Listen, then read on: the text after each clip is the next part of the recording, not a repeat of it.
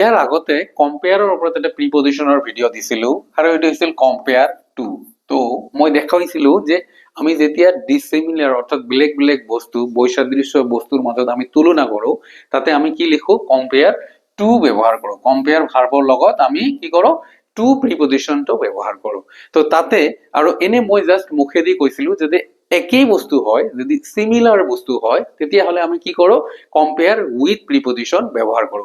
তো কোনোবা এজনে মোক কোশ্চেন কৰিছে স্যাৰ আপনি কম্পেয়াৰ উইথটো বুজাই দিয়ক ভালকে, ঠিক আছে?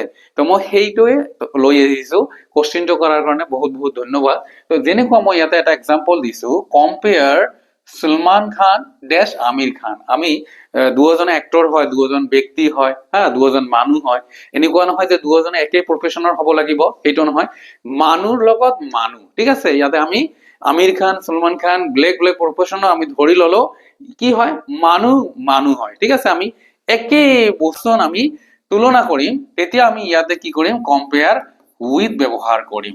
আৰু যেনেকৈ মই তাতে দিছিলো এংগাৰ আৰু কি ফায়াৰ অৰ্থাৎ জুইৰ লগত আমি কি কৰো জুইৰ লগত খঙৰ তুলনা কৰো তাতে মই লিখিছিলো কি টু। তো আশা কৰো বুজি পাইছা যে যদি আমি একে জাতীয় বস্তু হয় বস্তু হ'ব পাৰে ব্যক্তি হ'ব পাৰে, ঠিক আছে?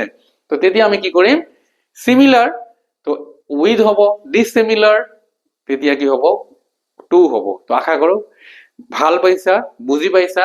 Thanks for watching.